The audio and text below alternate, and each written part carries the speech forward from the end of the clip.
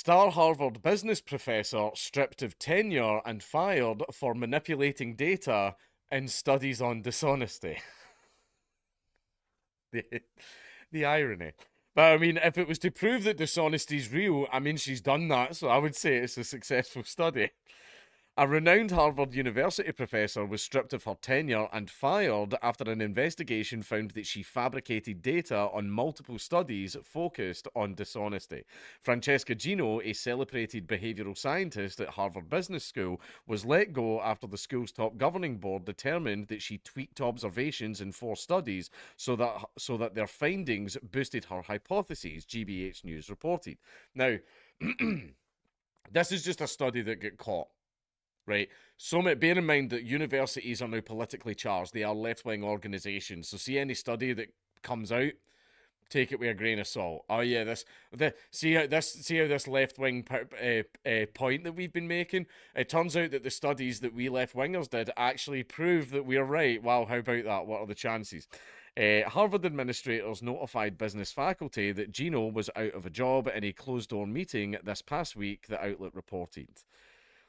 Harvard did not detail the professor's firing or tenure being stripped, citing it as a personal matter, but told GBH News that the school had not revoked a professor's tenure in decades.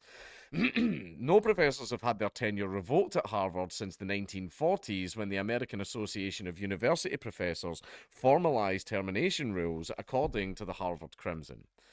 The Post has reached out to Harvard for comment. The star Ivy League professor, who had authored over 140 scholarly papers and snagged numerous awards — those papers, I'm very sure, are now being pored over with a fine-tooth comb to see if she lied in any of them, which she probably has — had come under scrutiny in 2023 when a trio of behavioral scientists published a series of blog posts on data collada with evidence accusing 4 of her papers published between 2012 and 2020 she had co-authored contained fraudulent data. A preliminary investigation into Gino's work by Harvard was launched in October 2021, following concerns about a study she co-authored that claimed requiring individuals to sign an honesty pledge at the beginning of a form rather than at the end significantly boosts honest responses. The study was definitively retracted in 2021 due to evidence of data fabrication, which relied on 3 separate lab experiments to support its findings. The same 3 behavioral scientists identified evidence that 3 other studies in the same paper appeared to rely on manipulated data. A full probe into the allegations was conducted in 2022 and 2023, where Gino and people who worked with her on the papers were interviewed, with faculty of the Harvard Business School also reviewing and analysing her data, emails, and papers manuscripts. An outside forensics firm was also hired to analyse her study's data. When asked about the issues with her work, Gino asserted that issues with her work may stem from errors by her or her research assistants — blaming the assistants — or potential tampering by someone with malicious intentions, according to the university report. Wow, so someone else did it. Someone else did that. It's someone that hates me. They're out to get me, you see. Yeah, okay. However, investigators rejected both theories and provided findings to HBS Dean Datar in March 2023. The Ivy League school placed Gino on unpaid leave and began termination proceedings. Investigators also suggested that the university audit Gino's work and request retractions for 3 of the papers. A 4th paper had already been retracted by the time of the inquiry. As the investigation was underway in 2023, Gino denied allegations against her on her website. There is one thing I know for sure. I did not commit academic fraud. I did not manipulate data to produce a particular result, she wrote. I did not falsify data to bolster any result. I did not commit the offence I am accused of, period. Gino, whose behavioural research studies relating to cheating, lying, and dishonesty received widespread media coverage over the past decade, filed a $25 million lawsuit against Harvard Business School Dean Srikant Datta and the Data Collada bloggers.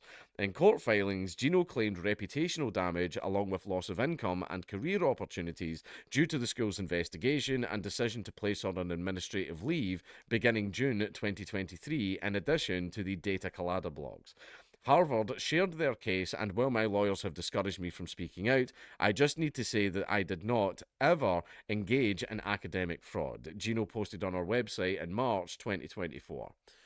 Once I have the opportunity to prove this in the court of law with the support of experts, I was denied through Harvard's investigation process. You see why their case is so weak and that these are bogus allegations.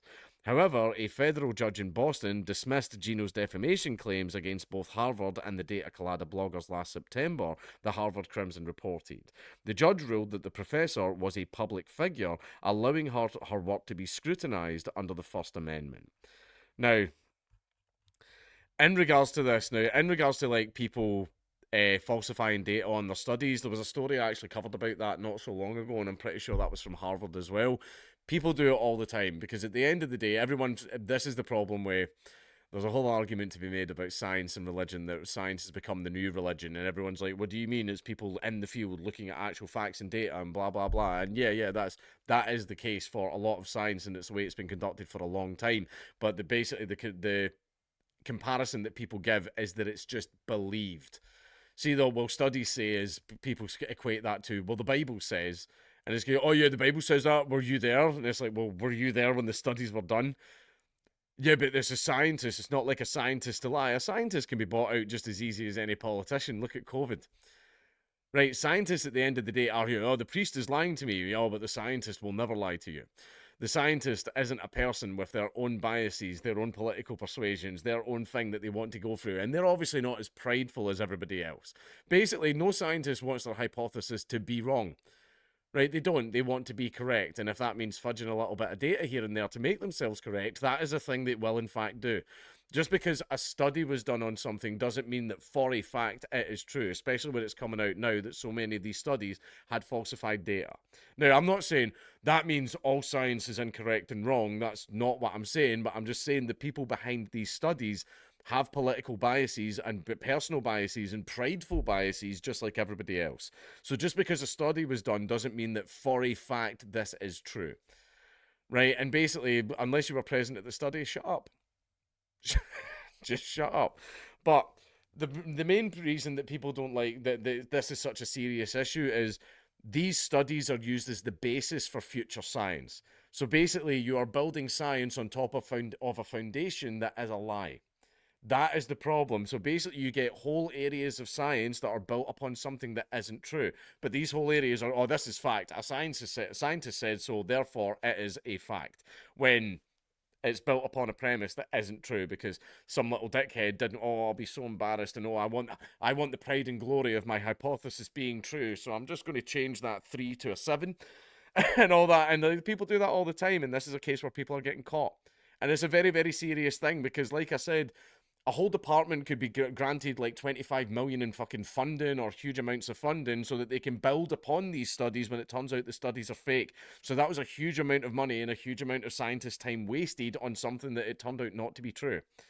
Right? That's why things like this are a very serious problem, and I really don't blame the universities for clamping down on it so hard.